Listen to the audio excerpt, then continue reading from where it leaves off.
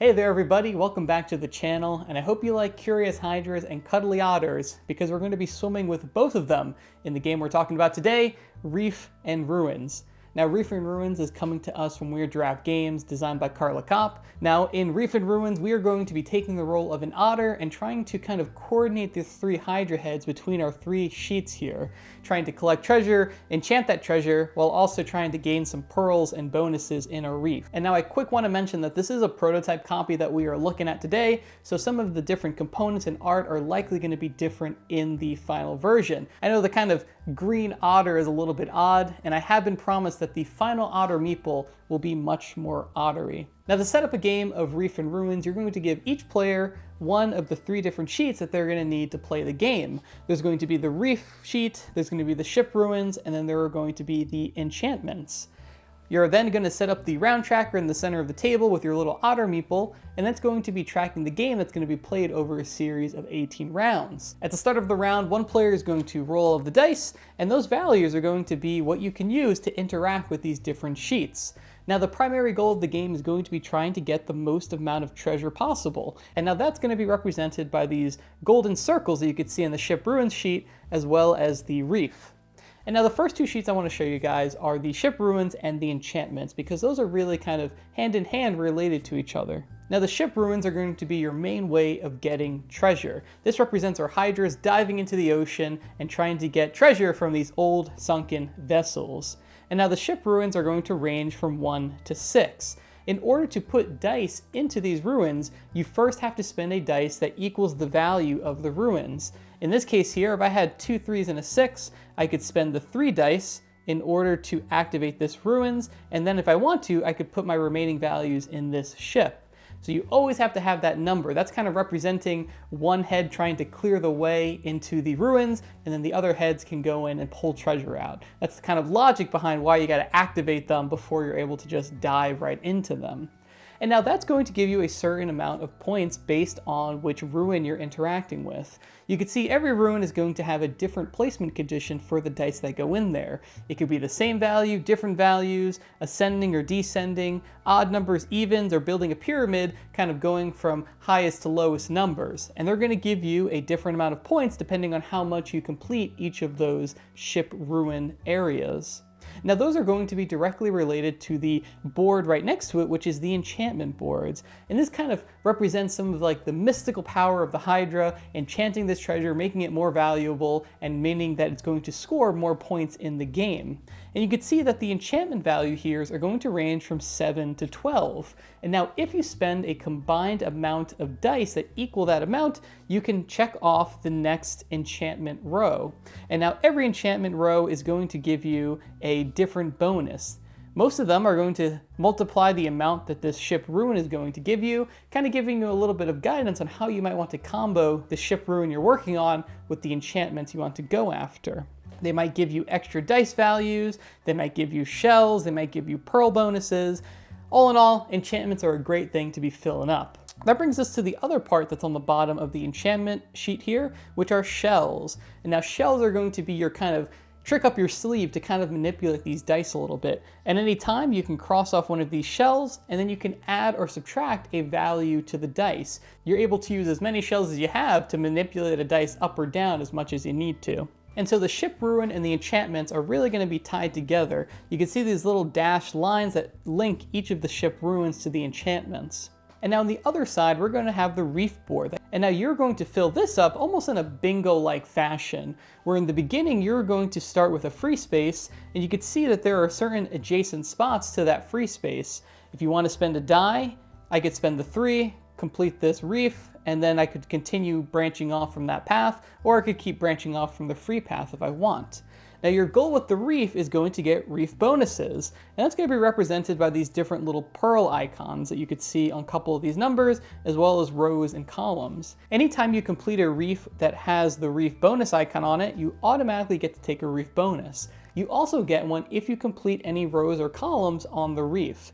And now the reef bonuses are down here on the bottom left, and this is going to be a variety of pretty good bonuses that you can get. It ranges from flat points to numbers that you can write somewhere else on the ship ruins. You can get free enchantments, or you can just get totally wild numbers to plug in whatever you're missing on your board. And so it's really helpful. These reef bonuses are kind of just like your nice wild cards. If you're struggling, if you have a dice that you don't really know what to do with, the reef is your place to go and try to get some of these bonuses to help kind of keep the rest of your board chugging along and filling up some of these ship ruins that are really going to be driving the most of your points in the game. Now, one thing I want to point about the reefs is that there are some alternate ways to play with the reef. The one I was just showing you is kind of like a bingo board where you're filling up adjacent squares depending on the numbers that you have. Now the other one I actually like a little bit more than that one is going to be kind of like a polyomino puzzle where depending on the dice that you spend, you're able to draw these shapes to fill in the reef in a couple different ways. And while I like the polyomino way to play with the reef more, I appreciate that there is the other side that's way simpler. You just match the number and fill in the square. If I'm playing with people who maybe are newer to roll and writes or newer to board games, it's a nice lever that you have to play with if you want kind of a more thinky game or if you want something a little more casual and breezy. I don't think that this side of the reef is like super complicated or anything, but again, options are nice, and I appreciate that there's a couple different ways that you can play with the reef, and adds a little bit of variability depending on the type of game that you want.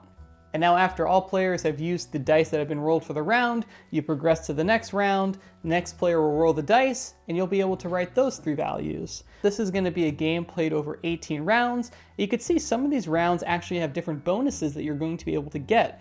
That could be different shells, that could be free enchantments, or it could be an additional die that will be rolled that can be written into a space on any of the boards. This game has a really nice positive feedback where it always feels like there's kind of things to help you fill up your board, keep things moving, keep things kind of free. You never feel super constricted. It feels very fun to play. You don't feel like you're kind of being painted into a corner without a lot of options. There's a lot of like little back doors that you can do with shells or with these bonuses that kind of let you feel like you can be kind of like clever with how you're playing these numbers to help you out along the game. And that's how play will continue for the game, rolling dice between the players, everyone sharing those values, filling up their board, and ongoing until you finish round 18. At the end of that round, you're going to take all of your ship ruins, multiply it by your enchantments, and then take that to calculate your total score.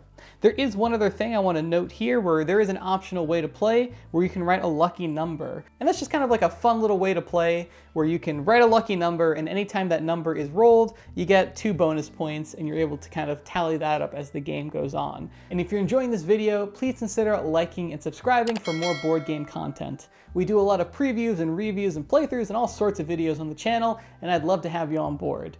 Now, back to our Otter and Hydra adventure. So just overall, I think it's a really nice package. I enjoy roll and writes to begin with, but I think that this kind of using the 3 different sheets in a really clever way. Axolotl and the otter art is really cute throughout these 3 different sheets, and just has like a really nice vibe when I'm playing it. I also really like that mechanic where you have to spend the dice in order to activate one of the ship ruins. I think it really helps force you to have to be more tactical on each of your turns, right? You can't just fall back on, okay, I'm gonna do this ship ruin every time, it's the most optimal and that's what I wanna do. Having to have the matching dice to access those ruins kind of forces you again to think on your toes and adapt a little bit depending on the dice that you roll. Of course, you have the shells when you want to kind of manipulate a little bit, but you can't always rely on them because you're gonna run out of them eventually. And when you see a roll and write with 3 different sheets, it could be a little intimidating, right? You think that there's going to be a lot to balance between these sheets, but I think that the ship ruins and the enchantments, it's really intuitive how the 2 of them interact with each other. And the reef, again, is a nice place that you can kind of fall back on if you feel like you don't really know what to do. The reef is always a good place to put your dice and kind of use those bonuses to kind of help jumpstart the other things that you're trying to do. But I think Reef Ruins strikes a perfect balance between its 3 Hydra heads. It's engaging, approachable, and cute all at the same time. If you're a fan of roll and writes, if you like the cute axolotls and the cute otters, I think this is definitely worth checking out. It's a nice, interesting roll and write. I think it uses 3 sheets in a really clever way, and it's really fun. I enjoyed it quite a bit. I'd also like to thank Weird Giraffe Games for sending this preview copy for us to take a look at today. And while they do send the copy, the thoughts and opinions of the game are all my own. I'll have a link in the description below if you want to check this game out on crowdfunding, and I'd like to thank you again for checking out the video. Hope you enjoyed it, and I'll catch you on the next one. Bye.